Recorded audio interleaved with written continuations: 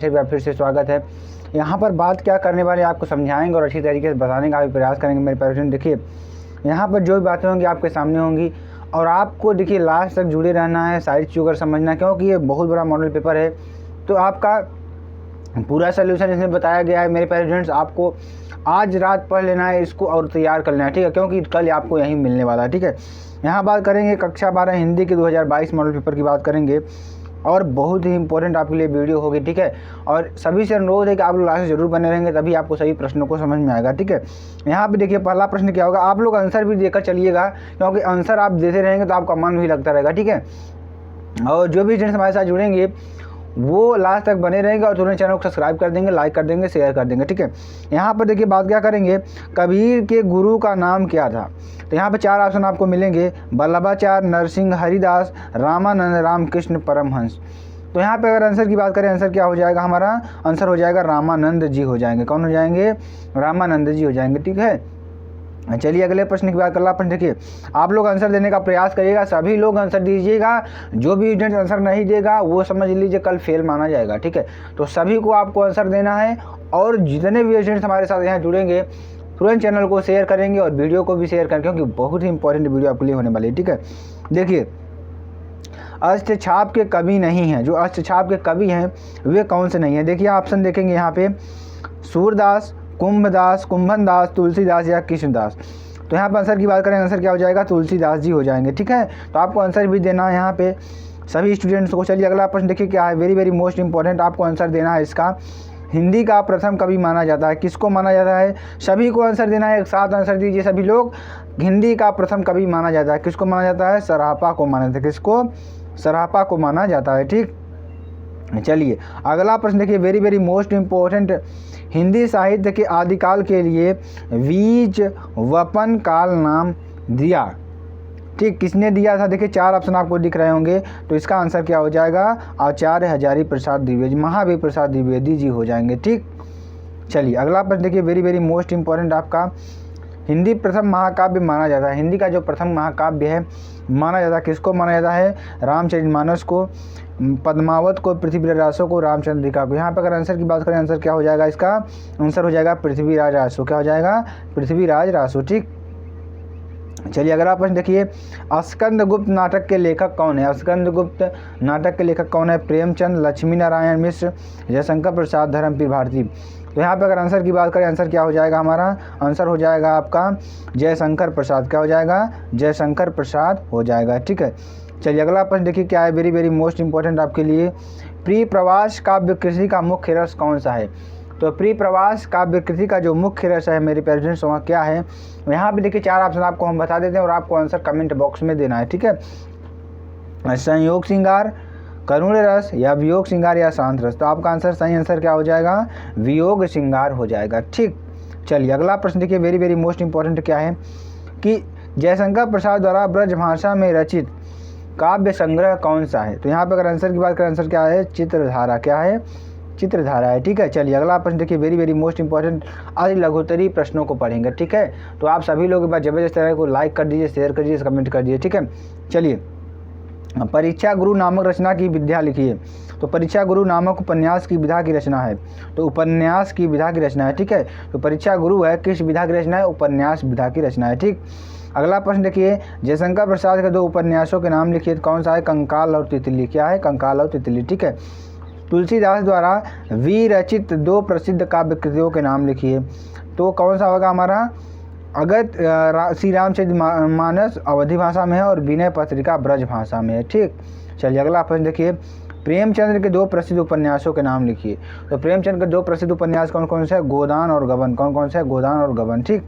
चलिए आदिकाल के साहित्य को कितने वर्गों में विभाजित किया गया है। तो आदिकाल के साहित्य को आपको कितने वर्गों में विभाजित किया गया है, यहाँ पे देखिए 5 वर्गों में, पहला सिद्ध साहित्य, दूसरा जैन साहित्य, तीसरा नाथ साहित्य, चौथा रासो साहित्य तथा लौकिक साहित्य, ठीक। तो ये आपका हो जाएगा answer. Very very most important आपके लिए वीडियो होगी मेरे पेरेंट्स, क्यों होगी, क्योंकि यहाँ पर आपको सारी चीज़ों को डिस्कस कर दिया जाएगा और आपको अच्छी तरीके से बताने का प्रयास किया जाएगा।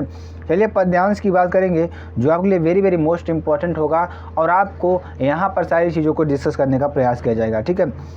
बैठी खिन्ना एक दिवस में गेह में थी अकेली, आके आंसू दीर्घ युगल में थे, धरा को भिगोते आई धीरे धीरे इस सदन में, पुष्प सदृगंध को ले प्रातः वाली सुपवन, इसी काल वातायनों से संतानों को विपुल बढ़ता देख ये दुखिता हो धीरे बोली, स दुख उससे श्रीमती राधिका यो, प्यारी प्रातः पवन इतना क्यों मुझे है सताती, क्या तू भी है कलुपित हुई काल की कृता से।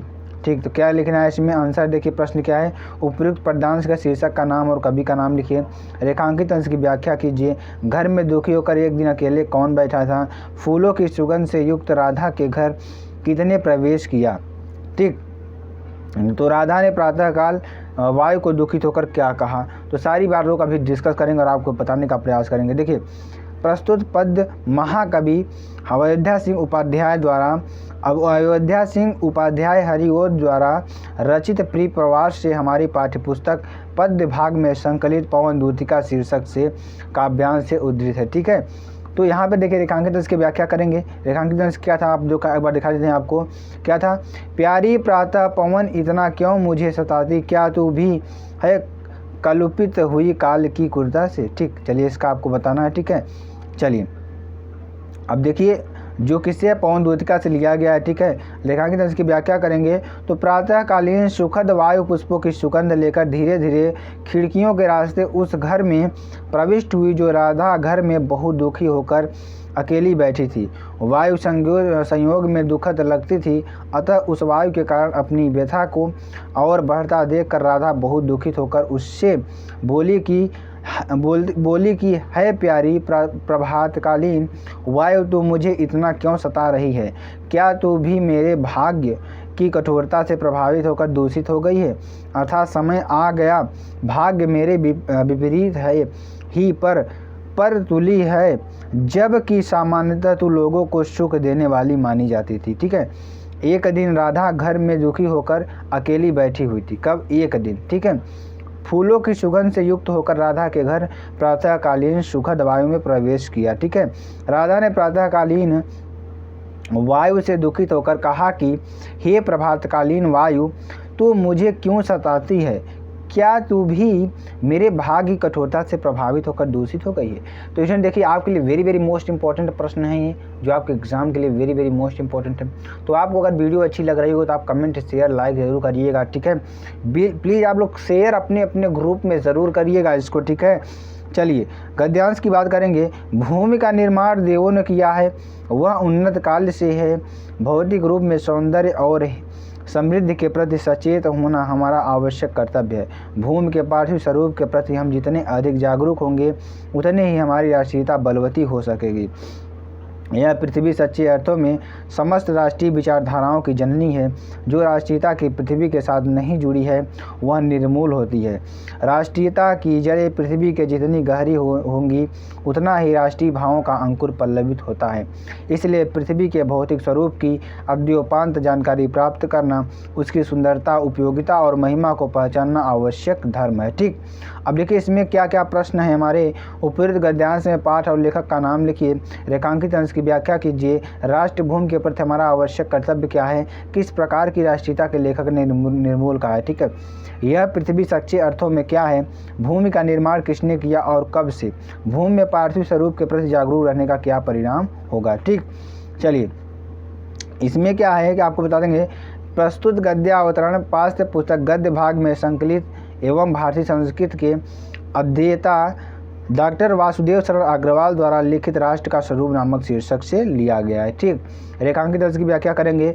डॉक्टर वासुदेव शरण अग्रवाल के अनुसार राष्ट्रीयता और पृथ्वी का संबंध अटूट है और अनिवार्य रूप से आवश्यक है। इसलिए पृथ्वी के साथ राष्ट्रीयता का संबंध अथवा आधार जितना अधिक मजबूत होगा उतनी ही अधिक राष्ट्रीय भावनाओं का भी विकास संभव होगा। सभी बातों को आप लोग समझेंगे। ठीक, कहने का मतलब क्या है कि अगर हमारे संबंध क्या होंगे, अच्छे रहेंगे पृथ्वी के साथ, तो जो हमारी राष्ट्रीय एकता है वो अच्छी बनी रहेगी। ठीक है, उतना ही व्यक्ति का परम आवश्यक कर्तव्य यही और धर्म है कि वह पृथ्वी के भौतिक स्वरूप में पूरी तरह से परिचित रहे, साथ ही उसके सौंदर्य, उपयोगिता एवं महत्व की भी आधिकारिक जानकारी रखे। ठीक, अगला प्रश्न क्या था, राष्ट्रीय भूमि के प्रति हमारा आवश्यक कर्तव्य है कि हम अपनी इस भूमि की रूप, देखिए हमारा कर्तव्य क्या है, इस भूमि के जो रूप है और सुंदरता की और समृद्धि के प्रति सचेत हैं और किसी भी दशा में इस भूमि के रूप एवं सौंदर्य आदि को विकृत नहीं होने दे। ठीक है, लेखक के अनुसार जो राष्ट्रीयता पृथ्वी के साथ नहीं जुड़ी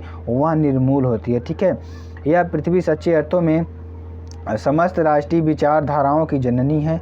ठीक, देवों ने अनंत काल से भूमि का निर्माण किया। भूमि के पार्थिव रूप में प्रति हमें अपने अधिक को जागरूक होने की हमारी राष्ट्रीयता की उतनी अधिक बलवती हो सकेगी। ठीक, तो स्टूडेंट्स आगे देखिए श्लोक है, कुछ श्लोक को आपको बताएंगे जो वेरी वेरी मोस्ट इंपॉर्टेंट है।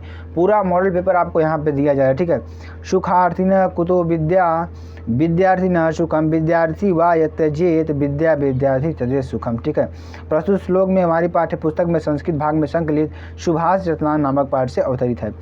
देखिए इसका अनुवाद क्या होगा, सुख चाहने वाले को विद्या कहाँ और विद्या चाहने वाले को सुख कहाँ। आप लोग समझ रहे हैं इस बात को कि जो लोग सुख चाहेंगे उसको विद्या कहाँ मिलेगी और जो लोग विद्या चाहेंगे उनको सुख कहाँ मिलेगा। ठीक, सुख की इच्छा करने वाले को विद्या छोड़ देनी चाहिए। ठीक है, रस की बात करेंगे, कौन सा रस हमारा है, करुण रस। देखिए शोक नामक अस्थायी भाव, विभाव, अनुभाव और संचारी भाव के संयोग से करुण रस की दशा प्राप्त होती है। ठीक, क्यों छलक, जहाँ पर शोक हो वहाँ पर क्या होगा, करुण रस होगा। जैसे क्यों छलक रहा दुख मेरा उषा के मृदु पलकों में, हाँ उलझ रहा सुख मेरा संध्या की घन अलकों में। ठीक, छंद की बात करेंगे तो इसमें 4 तरह के होते हैं। इसमें पहले और तीसरे चरणों में 13-13 मात्राएं और दूसरे चौथे चरणों में 11-11 मात्राएं होती हैं। आप लोग को ये नोट कर लेना है, वेरी वेरी मोस्ट इंपॉर्टेंट है। ठीक, तो स्टूडेंट्स आपको जैसे मेरी भव बाधा हरो राधा नागरी की सोई जातन की झाई परे श्याम हरित दुति होई। तो स्टूडेंट्स आपके लिए वेरी वेरी मोस्ट इंपॉर्टेंट चीज़ें हैं। तो स्टूडेंट्स आपको ज़्यादा चैनल को शेयर करना है, लाइक करना है, कमेंट करना है। ठीक है, फिर मिलते हैं नेक्स्ट वीडियो में नए टॉपिक के साथ। जय हिंद, जय भारत।